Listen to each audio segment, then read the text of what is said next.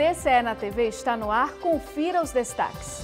Procuradores de contas de todo o país participam em Aracaju de evento nacional para debater boas práticas e desafios para o Ministério Público de Contas. Mostrar a importância do controle externo, como o trabalho do controle traz um ganho para a gestão pública. Mesa técnica promovida pelo TCE discute aspectos jurídicos e técnicos da concessão parcial dos serviços de saneamento em Sergipe. A gente está aí, eles se dispuseram a encaminhar e todas essas verificações vamos fazer. Controle do erário. A gente traz o balanço semanal dos processos julgados pelos conselheiros do Tribunal de Contas do Estado. E ainda no quadro Diálogo Cidadão, o tema da semana é o marco temporal do saneamento básico no país. Fique com a gente, a revista eletrônica do Tribunal de Contas de Sergipe já começou. A capital sergipana esteve de portas abertas neste mês de agosto para receber procuradores de contas de todo o país.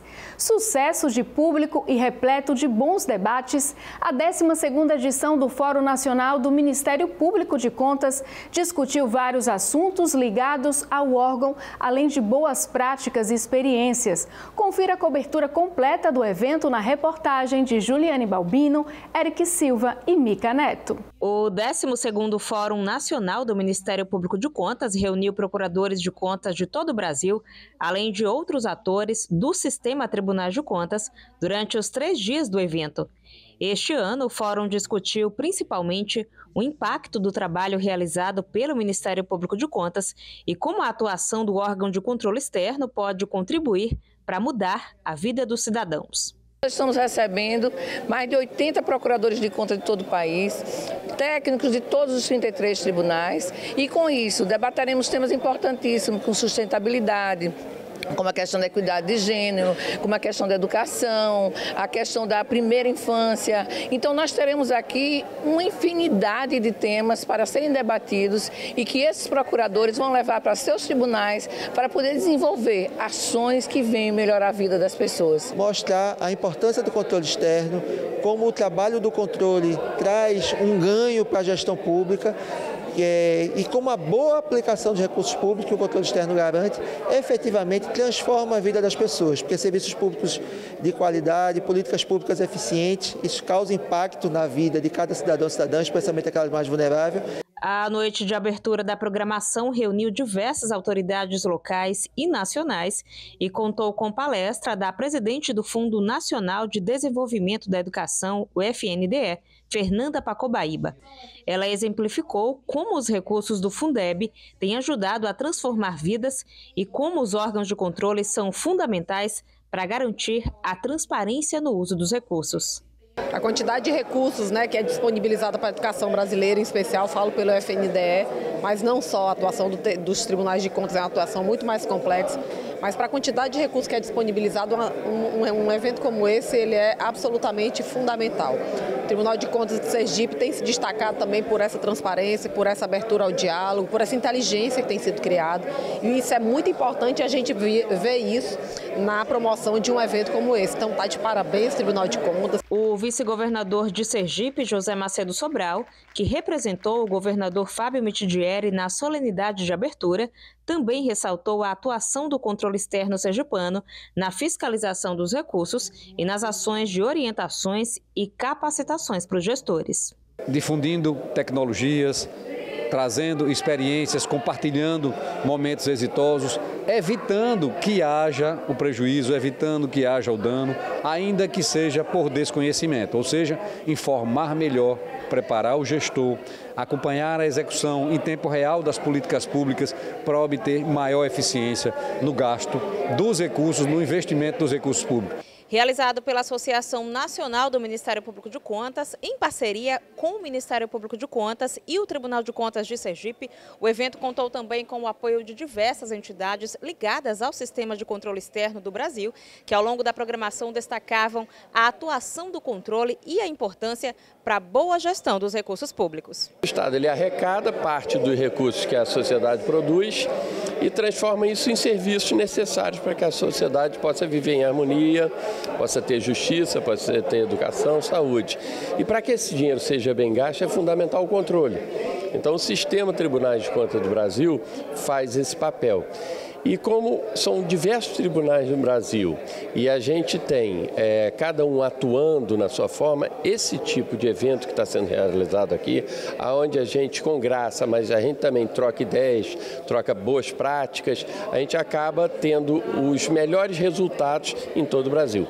A programação dos 2 últimos dias de evento foi dividida entre palestras e painéis que trataram de assuntos como educação, igualdade de gênero, prevenção de desastres e inclusão. O vice-presidente da Tricom, conselheiro César Miola, por exemplo, falou sobre como o Tribunal de Contas atuou no caso do desastre no Rio Grande do Sul, causado pelas enchentes. Os tribunais de contas ou o Ministério Público de Contas podem atuar de maneira muito colaborativa na oferta de segurança jurídica aos administradores públicos em momentos de crise. Surge a dificuldade sobre a execução de contratos, não é?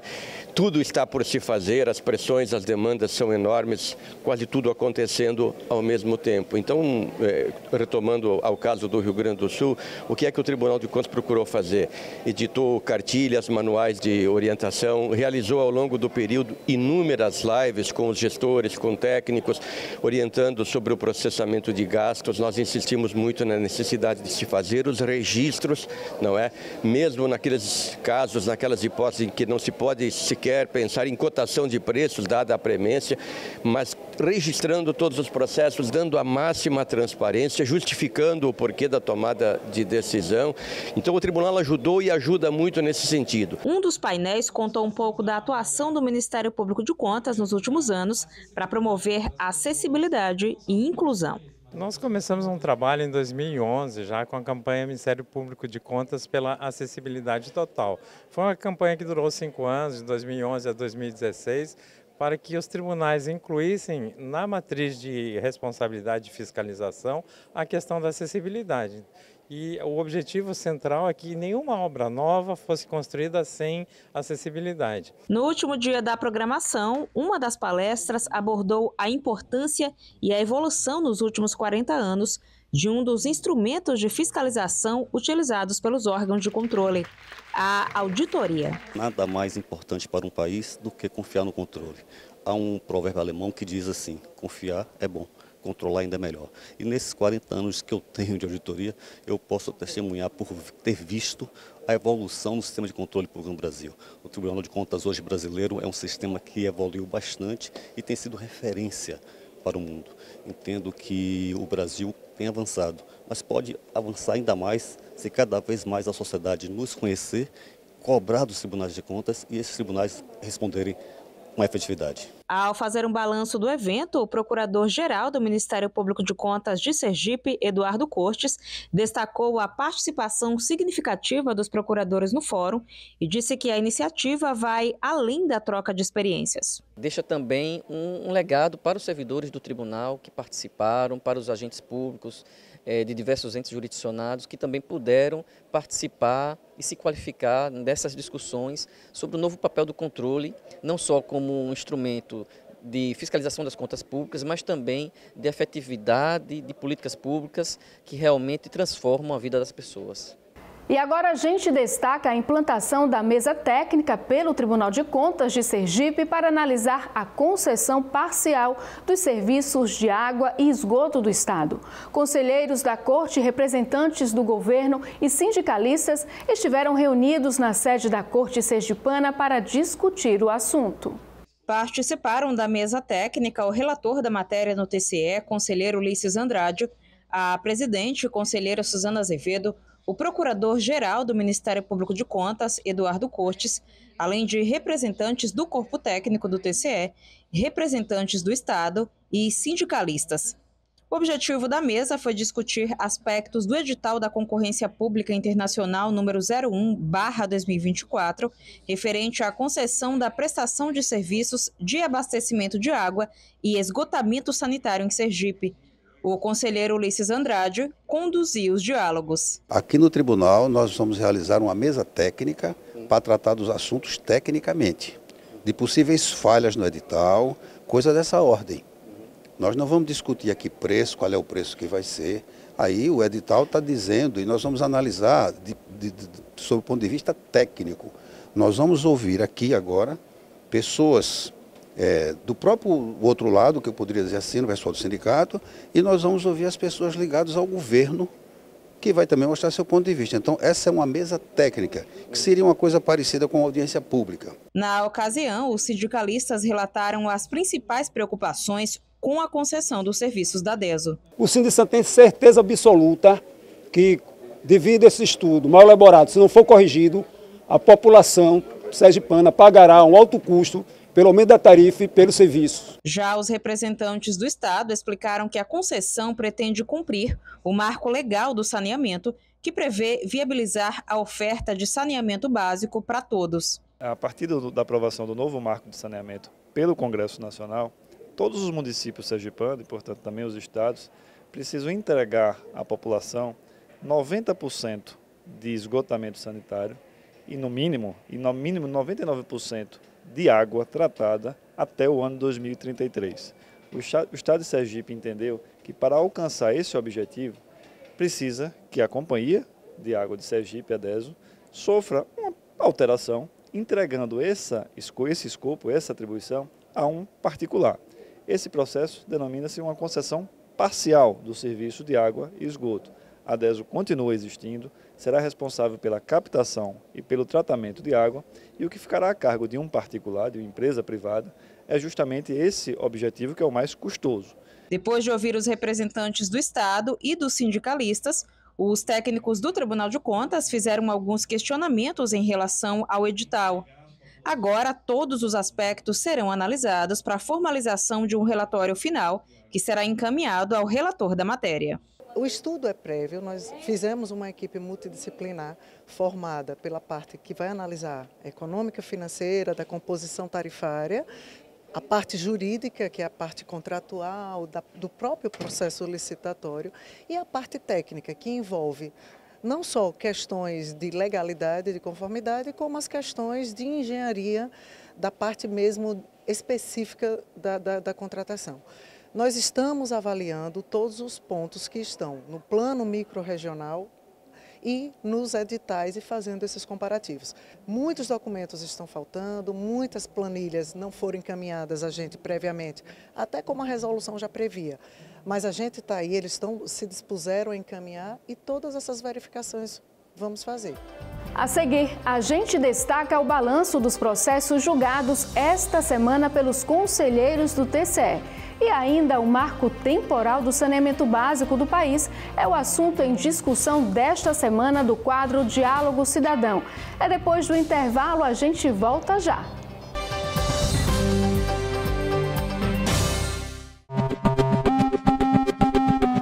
Olá, eu sou Leonardo Dias, jornalista da FAN-FM, e a minha pergunta para o Coletiva de Imprensa é a seguinte: para que serve a emissão de certidão negativa junto ao TCE? Olá, Leonardo. Que boa essa pergunta. Aqui no tribunal nós temos algumas situações de certidões negativas. Nós emitimos certidões negativas para pessoas físicas que possuem fins para registro eleitoral. Tá? Nós emitimos também certidões negativas para os entes jurisdicionados do tribunal. Na sua grande maioria, essas certidões negativas para os entes jurisdicionados são quando eles necessitam realizar operações de crédito, seja interna ou externa, com ou sem garantia da União. E, por fim, nós emitimos um terceiro tipo de certidão negativa para as pessoas jurídicas. Essas normalmente se destinam à participação em outras licitações em outras unidades jurisdicionadas ou outros entes federativos. Em resumo, são esses três tipos de certidões que nós emitimos aqui no tribunal.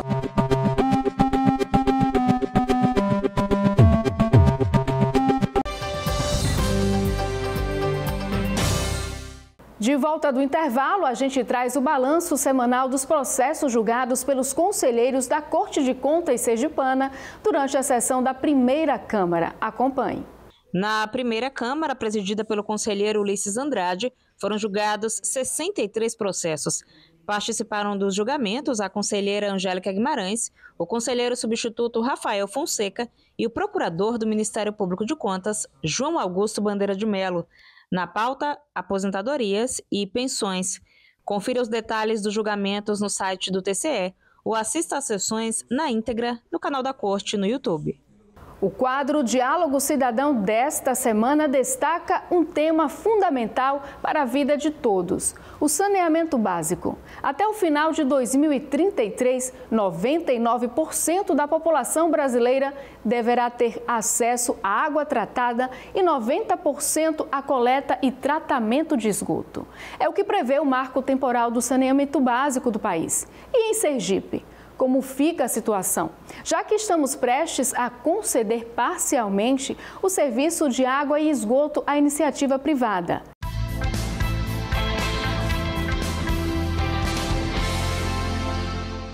No nosso Diálogo Cidadão de hoje, a gente tem a presença do Dr. Mário Vasconcelos. O assunto é fantástico, é marco temporal do saneamento básico. Importa ao cidadão, importa ao jurisdicionado e importa de forma macro, porque é saúde pública, é economia, é desenvolvimento. Doutor Mário, muito obrigado por ter aceito o nosso convite. É o Diálogo Cidadão, oportunidade da gente discutir mesmo com o cidadão, um tema que é muito cantado em prosa e verso, mas acho que é de muito pouco conhecimento. Vamos explicar bem à sociedade o que é esse marco temporal do saneamento básico. Muito obrigado, Messias, inicialmente. Muito obrigado pelo convite. É um prazer muito grande estar aqui nessa casa que a gente tanto respeita, que é o Tribunal de Contas, com um grande jornalista como você, e falando sobre algo que, além de trabalhar na área, nós somos entusiastas. Saneamento básico é algo que já faz parte da nossa vida aí desde 2006. De lá para cá a gente vem trabalhando na área de destinação final de resíduo sólido e ampliando aí a atuação já há algum tempo também para a área de abastecimento de água e esgotamento sanitário. Isso é muito importante a gente já estabelecer essa premissa, porque muita gente acredita, quando se fala de saneamento básico, apenas de água e esgoto, e não é bem assim. Quando a própria legislação trouxe a respeito de saneamento básico, a matéria saneamento básico, ela elegeu como efetivamente o saneamento abastecimento de água, esgotamento sanitário, que todo mundo conhece, coleta e destinação final de lixo, de resíduo sólido e também drenagem de águas pluviais, que é algo que a gente, em princípio, dá um pouco menos de importância, mas eu acredito que todos aqueles que vivem aqui em Aracaju, por exemplo, sabem que é um problema grave. Todas as vezes que a gente tem uma chuva aí mais forte, a gente tem aí transtornos ocasionados justamente por conta dessa área, que é já essa área de drenagem. E até por uma falta de conhecimento geral, não é raro você vê a ligação de água pluvial no esgotamento sanitário. E aí, quando você tem área de inundação, você imagina que você faz investimento de milhões para um esgoto sanitário e joga esse esgoto sanitário todo nas ruas, nos rios, sem qualquer tratamento. É um problema gravíssimo, seríssimo. Eu quero tratar desse assunto depois, porque aí eu quero partir também para a questão da DESO. O senhor faz parte do conselho da DESO, né, que está nesse processo todo de transição, de venda. Eu quero saber se é terceirização, total, parcial, como vai funcionar esse sistema. O senhor explica daqui a pouco. Mas o senhor começou falando da questão da destinação dos resíduos sólidos, e aí envolve a sociedade aí de forma geral, né? Desde a coleta seletiva, desde a destinação desse lixo, que o Brasil ainda fala em aterro sanitário, o mundo já não fala há décadas, mas aqui há mais de, acho que 2 décadas que a gente não consegue estabelecer de forma primaz uma política de aterro sanitário, né? Dr. Eduardo Hollenberg Cortes, que é do Ministério Público, né, e agora de forma mais forte na gestão da conselheira Suzana Azevedo, partindo para que o tribunal os influencie diretamente, o Tribunal de Contas, para implementar isso de forma definitiva. Não há mais o que discutir. Como é que está essa situação hoje? O senhor que estuda, acompanha de perto essa questão da destinação dos nossos recursos do lixo e tudo mais. Na realidade, Messias, está correta a sua afirmação quando você coloca que o mundo todo está olhando para o outro lado. Ou seja, o Brasil ainda trabalha com a perspectiva do aterro sanitário e o mundo imagina que o aterro sanitário é algo que é passado e presente, mas não é futuro. E, de fato, tem razão.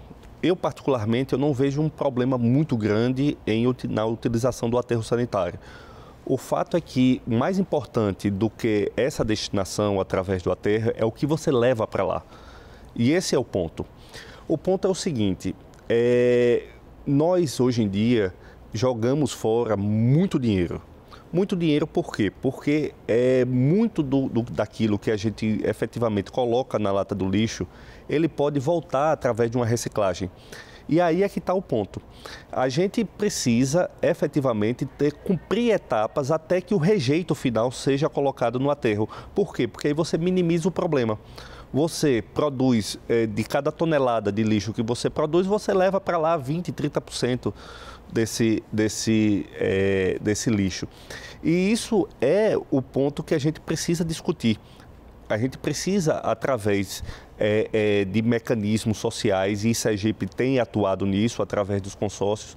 Em Sergipe, melhor dizendo, a gente tem uma gestão consorciada da destinação final de resíduos sólidos, ou seja, nós temos aqui regiões sendo administradas de maneira conjunta, através desses consórcios, e esses consórcios têm atuado junto com a população, junto com uma série de cooperativas que têm aí viabilizado o sustento de famílias. Como? Através da catação do lixo, através da separação daquilo que pode ser reciclado, para que essas cooperativas venham a vender e sustentar as famílias cooperadas. Agora, a cereja do bolo dessa discussão, a estrela, né, que não ganha muito importância em relação ao que a gente discutiu, o que é fundamental, é vital, é saúde e é futuro, além da economia que se pode gerar, que o nosso lixo é muito caro, vem o saneamento básico, né? Exatamente. Que aí a gente faz a leitura normalmente, a grosso modo,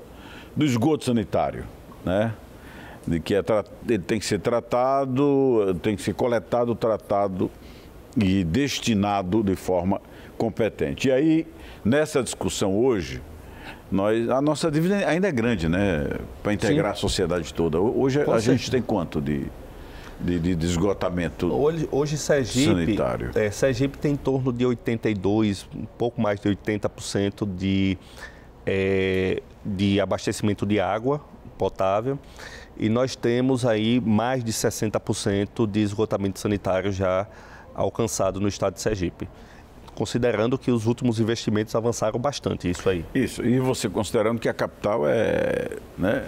A capital, é o maior percentual desse. Exatamente, ela também tem aí uma boa parte da população, a maior parte da população praticamente está na capital, né? E agora a gente caminha para uma privatização do sistema, né? Ou concessão do sistema. As pessoas, né, comuns, né, nós pobres mortais, ouvimos muita informação daqui e dali, muito disso é desinformação. O governo vai privatizar a DESO, vai vender a DESO, vai dar a DESO. O senhor que faz parte do conselho da DESO, né, e aí importa muito também pela questão do saneamento, sem contar a água, né? A água é vida, né, de onde ela é extraída, tudo. Qual é o projeto que está delineado para essa fase agora importante para a vida dos sergipanos?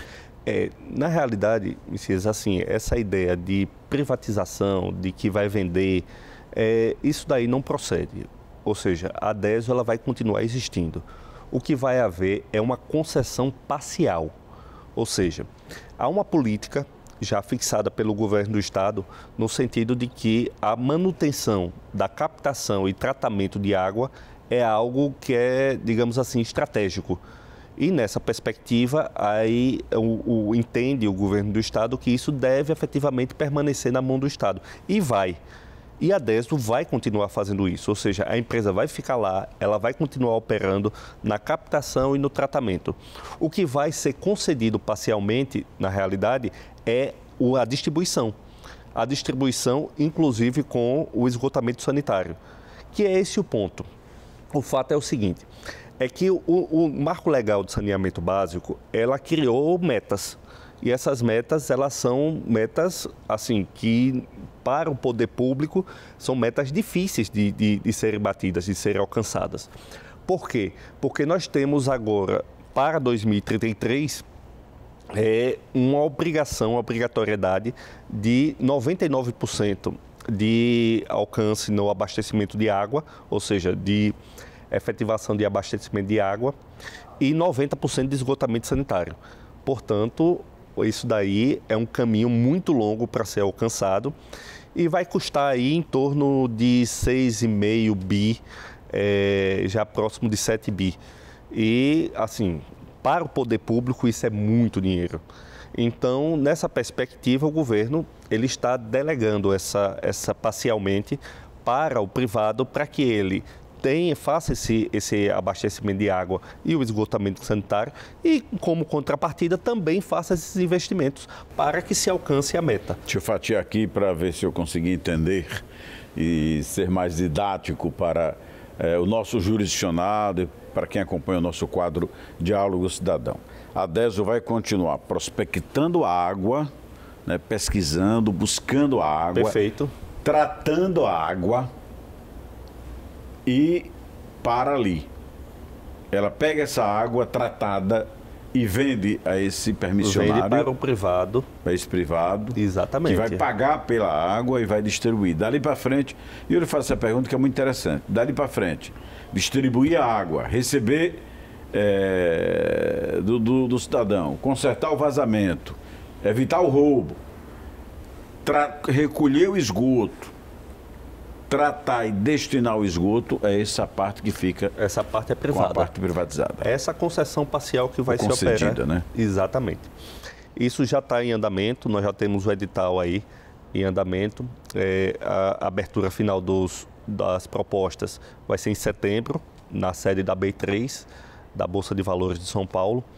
E aí a gente vai saber quem efetivamente vai operar aqui no estado de Sergipe, por conta dos próximos 30 anos. Eu posso lhe fazer essa pergunta porque não estou entrevistando apenas um cidadão inteligente, muito bem preparado, dos melhores advogados que a gente tem aqui no estado de Sergipe, conhecedor de saneamento básico, do marco temporal, mas é conselheiro da DES, então essa pergunta é para o conselheiro. Houve um estudo que permitisse um equilíbrio dessas ações, ou seja, a DESO vai poder continuar existindo com os recursos da venda dessa água, fazendo novos investimentos, porque é caro você prospectar água, é caro você tratar água. E nós temos uma realidade hoje, que dizem que mais da metade da água que se produz se perde, mas aí essa perda vai ser um problema do permissionário, de quem comprar, né? Se perde em vazamento, em roubo e tudo mais. Mas esse equilíbrio foi bem trabalhado? Foi a DESO vai sim. continuar uma empresa forte? Perfeito. Uma empresa dos sergipanos? Vai continuar assim. Há uma política de proteção da DESO, ou seja, há uma política no sentido de que efetivamente a gente vai ter aí digamos, uma garantia de receita durante um determinado tempo para que a DESO possa aí se readequar. Já há uma política interna de modernização no sentido de tornar a DESO mais eficiente. Tudo isso está sendo feito com muita responsabilidade. Há sempre alinhamentos de preços todos os anos e, leia-se, todo ano aumenta a tarifa de água. Nessa terceirização, nessa concessão, o item aumento de tarifa está acostado lá de que forma? Veja bem, nós temos uma agência reguladora que justamente vai tratar desse assunto e vai aí estar regulamentando essa evolução no sentido de promover esses aumentos. Ou seja, talvez a empresa particular tenha aí um rigor até maior no sentido de estar aí beneficiando o consumidor com uma manutenção o máximo possível dos preços das tarifas. Mas é verdade que ela vai estar proibida de aumentar pelos próximos 3 anos a tarifa de água ao consumidor? Então, há uma previsão nesse sentido e assim como também há uma previsão de manutenção de valor, ou seja, para a DESO também poder aí se readequar. Então, tudo isso está previsto aí no edital de concessão. Então, isso significa dizer que o preço que for pago pela outorga, ou seja, pela compra tratando em português claro, pela compra, vai ser calculado exatamente com base nessas balizas que o edital prevê. Você vê que fomos e voltamos no diálogo cidadão com a preocupação, né, especialmente do ponto de vista pecuniário, para o cidadão, né? Que é a grande razão de ser. Muito obrigado, doutor Mário, parabéns pelo trabalho. Eu agradeço. Que tenhamos um final feliz no desfecho desta luta para implementar esse marco temporal do saneamento básico. Ok, muito obrigado. Um grande abraço, bom trabalho. A entrevista com trechos inéditos que acabamos de assistir, você pode ouvir no Spotify e também em nossas redes sociais. O TCE na TV de hoje fica por aqui. Obrigada por sua companhia e até o nosso próximo encontro.